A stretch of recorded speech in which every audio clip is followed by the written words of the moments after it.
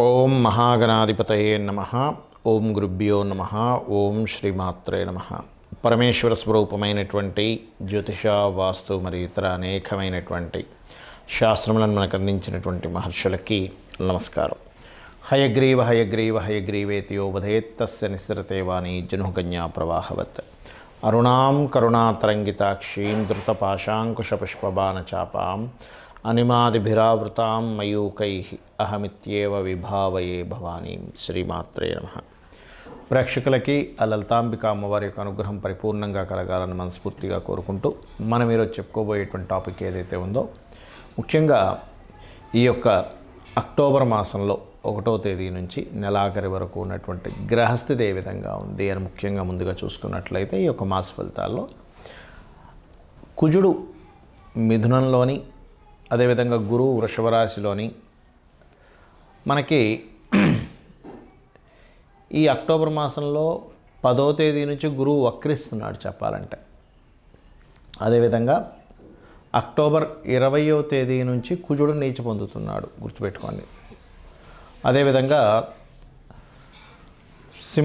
మనకి కన్యారాశిలో 17వ తేదీ వరకు కేతువుతో రవి ఉంటూ,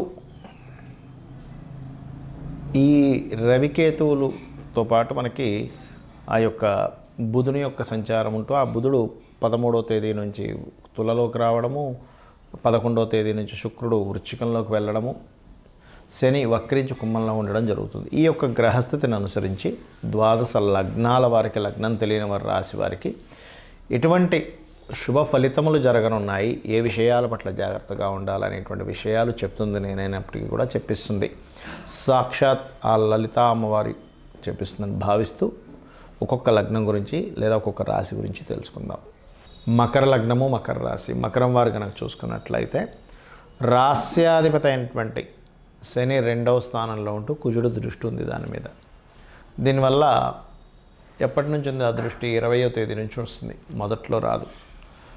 అక్టోబర్ 20 నుంచి వస్తుంది. కాకపోతే అక్టోబర్ 10 నుంచి గురువు వక్రిస్తున్నాడు. గురువు వక్రగత అనేటువంటిది పర్టికులర్గా మీకు స్వయం కృషితో ఏదైనా ప్రాపర్టీ తీసుకునేటువంటి యోగాన్ని ఇస్తున్నాడు. 2లో శని నుండి కుజుడు దృష్టి 20వ తేదీ నుంచి ఉంది కాబట్టి కొంత ఫైనాన్సు, కుటుంబ, వివాహ, జీవిత భాగస్వామి మూలంగా కుటుంబ సభ్యుల మధ్యలో ఏదైనా చిన్న చిన్న మనస్పర్ధలు రావడం ఇటువంటివి ఇస్తుంటాడు. కాబట్టి కుజ శని గ్రహాల దగ్గర దీపారాధన, గోవు, క్యారెట్స్, బెల్లం తినిపిస్తే దీని ప్రభావం తగ్గుతుంది. అలాగే కొంతవరకు ఇక్కడ ఈ గురువు పంచమంలో ఉండే గురువు ఎప్పుడైతే వక్రించాడో మీ యొక్క సంతానానికి విదేశాలకు వెళ్ళాలనే ప్రయత్నాన్ని సహకరిస్తుంది ఇది. కాకపోతే కొద్దిగా ఈ వాహనాలు, గృహాలు కొనుగోలు చేసేటప్పుడు మాత్రం ముఖ్యంగా పాతవి కొనుగోలు చేసే విషయంలో కొంత జాగ్రత్తగా ఉండండి, సెకండ్ హ్యాండ్ కొనుగోలు చేసేటప్పుడు. అదేవిధంగా ఇక్కడ ఈ 7వ స్థానంలో కుజుడున్నందుకు కొంత పార్ట్నర్షిప్స్తోని లేదా జీవిత భాగస్వామి కొంత జ్వర సంబంధించిన లేదా పెయిన్స్ సంబంధించిన అనవసరమైన స్ట్రెస్ తీసుకోవడం ఇటువంటివి చూపిస్తున్నాయి. కాకపోతే ఇక్కడ అష్టమాధిపతి రవి ఎప్పుడైతే దశమంలో నీచ పొంది నీచభంగ రాజయోగాన్ని పొందాడో, ఇది ఇచ్చేటువంటి రిజల్ట్ ఏమిటి అంటే, ఇక్కడ పర్టికులర్గా ఇది వివాహ సంబంధించినటువంటి విషయాలతో పాటు ఇక్కడ ఉద్యోగ సంబంధించిన విషయంలో మార్పుల్ని, స్ట్రెస్ని మళ్ళీ ఒక గొప్ప యోగాన్ని ఇస్తుంది నీచభంగ రాజయోగం వల్ల. అయితే ఏకాదశ శుక్రుడు మాత్రం వివాహ సంబంధించిన విషయంలో 7మంలో కుజుడు ఉండి ఏకాదశంలో శుక్రుడు ఉన్నందుకు ఇది కొంతవరకు ఇది ఒక రకంగా చెప్పాలంటే ఉపాసనా స్థానానికి మంచిదే, ఇది భాగ్యంలో కేతు ఉన్నందుకు. కానీ ఏకాదశ శుక్రుడు 7మంలో నీచబడ్డ కుజుడు మాత్రం వివాహ నిర్ణయాలు, పార్ట్నర్షిప్ సంబంధించినటువంటి నిర్ణయాలు తీసుకునే అంశాల్లో మాత్రం కొంత జాగ్రత్త వహించాలి అనేటువంటి చాలా స్పష్టంగా గోచరిస్తుంది. ఇక మీరు చేయవలసినటువంటి దేవతారాధన, అమ్మవారి యొక్క ఆరాధన ఎక్కువగా చేయండి. అందులో ముఖ్యంగా వారాహి అమ్మవారి యొక్క ఆరాధన చేయడం చాలా మంచిది. అందులో ముఖ్యంగా వివాహ సంబంధించినటువంటి విషయంలో ఏదైనా అంటే ఎక్కువ స్ట్రెస్ అయిపోతున్నామండి, సంబంధాలు చూడలేకపోతున్నాం, ఎన్ని సంబంధాలు చూసినా కుదరట్లేదు అనుకునేటువంటి వారు లలితా సహస్రనామాల్లో ఓం కామేశబద్ధ మాంగళ్య సూత్రశోభిత కందరాయ నమః అనే నామస్మరణ చేయడం మంచిది. అదేవిధంగా ఇక్కడ 2వ స్థానంలో ధనస్థానంలో ఉండేటువంటి శని, దాని మీద కుజుడు దృష్టి ఉన్నందుకు దీనికి ఓం నవవిద్రుమ బింబశ్రీ న్యక్కారి రతనచ్చద. దీనివల్ల కుటుంబంలో గొడవలు జరగకుండా, ఫైనాన్షియల్ మూలంగా కుటుంబం విచ్ఛిన్నం అవ్వకుండా ఉంటుంది. ఈ నెల 20వ తేదీ నుంచి కుజుడు నీచ పొందుతున్నాడని చెప్పుకున్నాం. అయితే ఇక్కడ చాలామందికి జాతకం ఉంటుంది, వాళ్ళకి డేట్ ఆఫ్ బర్త్ రాస్తారు, కొంతమంది రాయరు.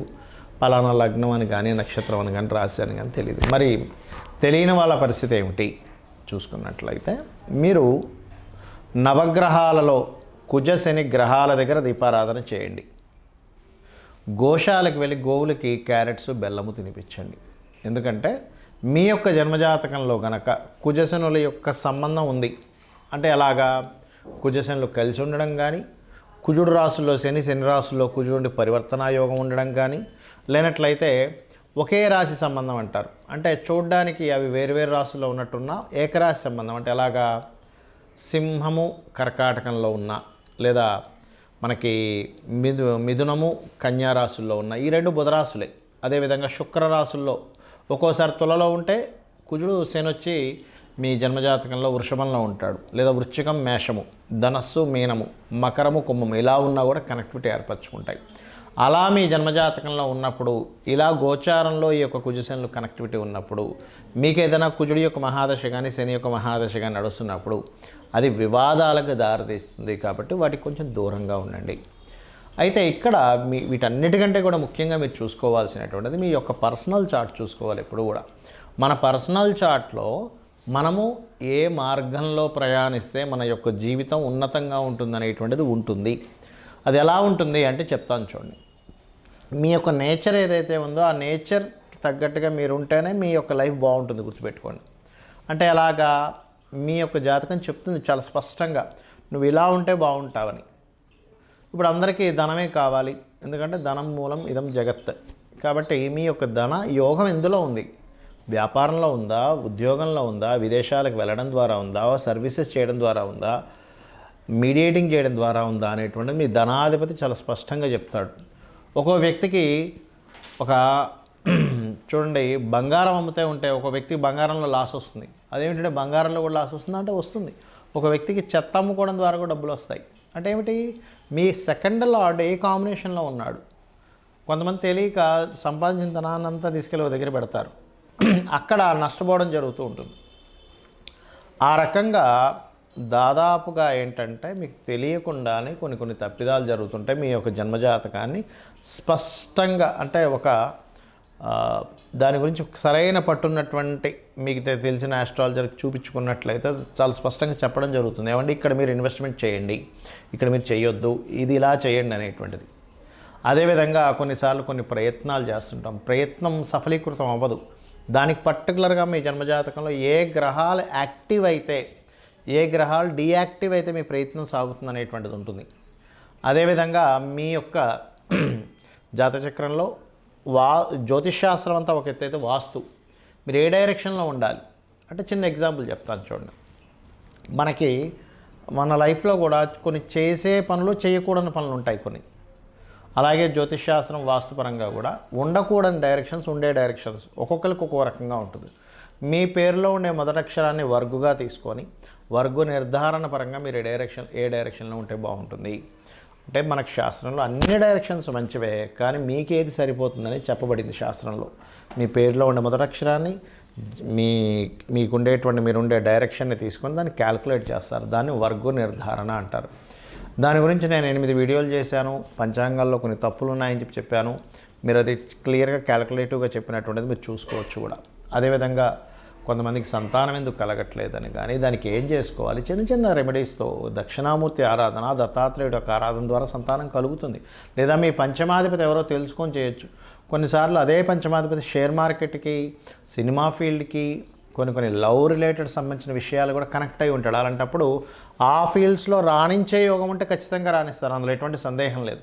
కొంతమందికి సినిమా ఫీల్డ్లోనే టాప్ పొజిషన్లోకి వెళ్తారు, అదే సినిమా ఫీల్డ్లోకి వెళ్ళడం ద్వారా డౌన్ఫాల్ అవుతూ ఉంటారు. సో అది అసలు ఎందుకు జరుగుతుంది అనేటువంటిది మనం పట్టుకోగలగాలి. అదేవిధంగా వివాహ సమయాన్ని కానీ, వ్యాపార సమయాన్ని కానీ, విదేశాలకు వెళ్ళేటువంటి యోగాలు కానివ్వండి, కొన్ని తెలుసో తెలియకో పూర్వజన్మలో చేసినటువంటి కొన్ని కర్మల ఆధారంగా కొన్ని దోషాలు ఏర్పడతాయి. అంత మాత్రం చేత ఏదో దోషం ఉంది, నా జీవితం ఇంక ఇక్కడ అయిపోయింది, ఏలినాడు శని నడుస్తుంది కాబట్టి ఏదో అయిపోయింది, సర్పదోషం నడుస్తుంది కాబట్టి ఇంక నా జీవితం అయిపోయింది అనడానికి లేదు. అలా ఎక్కడా కూడా శాస్త్రంలో చెప్పలేదు అంటారు. ఎందుకంటే ఏ మహర్షి కూడా ఏ గ్రంథంలోని కూడా నీకు ఈ దోషం ఉంటే నీ లైఫ్ ఇంకా అయిపోయిందని ఎక్కడ రాయలేదు. చూపించండి కావాలంటే. నీకు ఈ దోషం ఎందుకు ఏర్పడిందో చెప్పాడు మహర్షి. నువ్వు ఈ కర్మని చేసావు కాబట్టి నీకు ఈ దోషం ఏర్పడింది. ఈ యొక్క దోషాన్ని కర్మ విపాకము అనేటువంటి గ్రంథంలో దీన్ని ఎలా తీర్చుకోవాలి, నువ్వు కొన్ని మంచి పనులు చేసుకుంటూ అమ్మవారి పాదాలు పట్టుకుంటూ, లేనట్లయితే దానికి సంబంధించిన ఒక నామాన్ని జపం చేస్తూ, దానమిస్తూ, లేదా కొన్ని దేవతా సంబంధించినటువంటి కొన్ని హోమాలో, యజ్ఞాలో, లేకపోతే కొన్ని కార్యక్రమాలు పేదవాళ్ళకి సహాయం చేస్తున్నావు, గోసేవ చేసుకుంటూనో నువ్వు బయటపడొచ్చు అని చెప్పారు. కానీ నా జీవితం ఇంతే, నాకు ఈ సర్పదోషం ఉంది కాబట్టి నా జీవితం ఇంతే, నాకు ఏలినాడ్సని నడుస్తుంది కాబట్టి ఇంకేమీ కలిసి రాదు, ఇంట్లో కూర్చోవాలనేటువంటిది ఏ మహర్షి ఎక్కడా చెప్పలేదు. ఇది ఫస్ట్ గుర్తుపెట్టుకోండి. ఎందుకంటే జ్యోతిష్శాస్త్రం అనేటువంటిది వెలుగుని చూపించే, జ్యోతి అంటే వెలుగు. అంతేగాని ఇంకా నా జీవితం ఇంతే అనుకోవడానికి జ్యోతిష్శాస్త్రం చూసుకోవాల్సిన అవసరమే లేదు. జ్యోతిష్యం కానీ వాస్తు కానీ మన యొక్క ఉన్నతి కోసం ఉన్నటువంటివి. కాబట్టి దయచేసి నేను మీకు కొన్ని సూత్రాలు చెప్తాను. మీ జాతకం ఎలా ఉన్నా సరే ఇవి కనుక పాటించారో అద్భుతంగా ఉంటుంది. ఏమిటంటే, పొద్దున్నే సూర్యోదయానికి ముందే స్నానం చేసి దీపారాధన చేయండి. Point number 1. మీకు దగ్గరలో ఉన్నటువంటి గుడికి వెళ్ళండి రెగ్యులర్గా. Point number 2. పాయింట్ నెంబర్ 3 ఏమిటి అంటే, మీరు వీలున్నప్పుడల్లా కూడా గోశాలకు వెళ్ళి గోవులకి ఏదైనా దేశీవాళ్ళ గోవులకి ఏదో ఒకటి తినిపిస్తూ ఉండండి. 4వది, మీకు తోచిన సహాయం పేదవాళ్ళకి ఏదో ఒక రూపంలో ఇస్తూ ఉండండి. ఇది మీకు చాలా, లేదా పక్షులకి, జంతువులకి ఏదో ఒకటి తినిపిస్తూ ఉండండి. 5వ పాయింట్ ఏంటంటే, వీలున్నప్పుడల్లా 4 డబ్బులు ఉన్నప్పుడు క్షేత్ర దర్శనం చేయండి. ఏ క్షేత్రంలో ఏ గంధర్వుడో, మహర్షో, లేకపోతే యక్షుడో, ఏ సిద్ధుడో మీకు తెలియకుండా సూక్ష్మ రూపంలో ఉంటూ మీ యొక్క కర్మను తొలగించేటువంటి యోగం మీకు పడుతుంది. ఇవి చేయండి చాలు. అంతేగాని ఏదో దోషం ఉంది, ఏదో అయిపోతుంది, నా జీవితం ఇంతే అనేటువంటి వాటిల్లో ఉండి అనవసరంగా మీ యొక్క జీవితాలు పాడు చేసుకోకండి. ఇవి చేయండి చాలు, మీ జీవితం అద్భుతంగా ఉంటుంది. అమ్మవారి అనుగ్రహం మీకు పరిపూర్ణంగా కలగాలని మనస్ఫూర్తి కోరుకుంటూ శ్రీమాత్రే నమః.